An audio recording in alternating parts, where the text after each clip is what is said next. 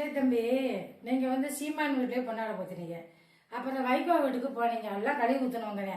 மதுப்பிரியர், முழு நேரம் மதுப்பிரியர் சிவி சமூக வீட்டுல போய் கொண்டாட போத்துனே. நீங்க சீட்டுக்கு போயிருக்க, அவன் நோட்டுக்கு வந்திருக்கான். இருக்கட்டும் தம்பி, ஏன் நீங்க புரட்சி கலைஞர் வீட்டுக்கு கூட போக வேண்டாம்? விஜயகாந்த் அண்ணன் சமாதிக்கு போயிருக்கலாம்ல. அவர் சமாதியில போய் மனசார ஒரு மாலையை போட்டுட்டு கும்பிட்டு போகலாம்ல. ஏன் உங்களுக்கு இவ்வளவு எதிர்ப்பு? அப்ப கெட்ட வயலாம் நல்ல வயல் ஆயிட்டான், நல்லவங்க கெட்டவள் ஆயிட்டாங்களோ?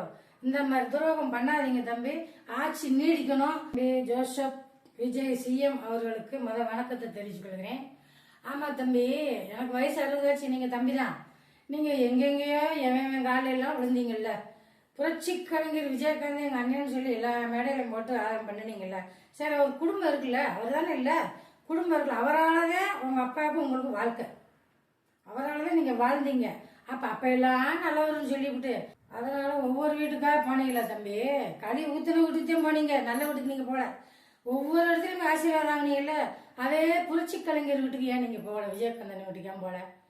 அந்த மாட்டையும் நீங்க போய் வாங்கியிருக்கணும் ஆசீர்வாதம். நீங்க இப்ப ஒரே இதுல தானே இருக்கீங்க, சட்டசபையில. யாரு முடிஞ்சல யாரு முடிப்பீங்க? அப்படி இருந்தீங்கன்னா முதல்ல நீங்க அங்கதான் போயிருக்கணும். களி ஊத்துன அந்த அம்மா ஒரு இடத்துல உங்களை வையல, எங்கேயாவது வஞ்சிருக்கா அவங்கள?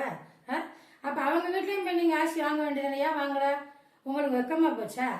நீங்க நல்லவருன்னு சொன்னா வீடு திறந்து கிடக்கு, ஆட்சியில பங்கு அதிகாரத்துல பங்கு சொன்னீங்கல்ல. ஒரு நாள் நீங்க அவங்கள கூப்பிட்டீங்களா? வாங்கன்னு கூப்பிட்டுக்கலாம்ல தம்பி. ஏன் கூப்பிடல? அவரால் வாழ்ந்தீங்க, அவரால் முன்னேறினீங்க, அவரால் வளர்ந்தீங்க. உங்க அப்பா தான் சொன்னாரு, நீங்க தான் சொன்னீங்க.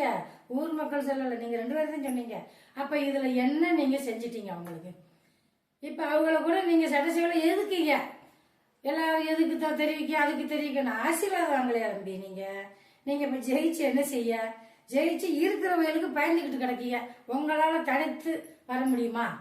உங்களுக்கு ஓட்டு போட்ட மக்கள் கேள்வி கேட்கறாங்க தம்பி.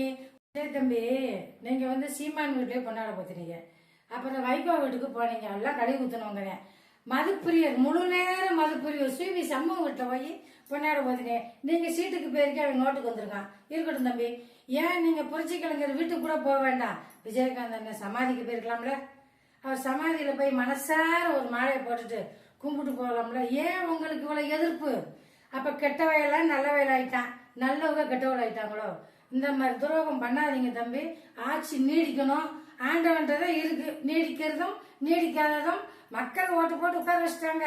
அதே மக்கள் தான் இப்ப வைய ஆரம்பிச்சிட்டாங்க. எது நல்லது எது கெட்ட நீங்க எடுத்துக்கோங்க ஐயா. வணக்கம்.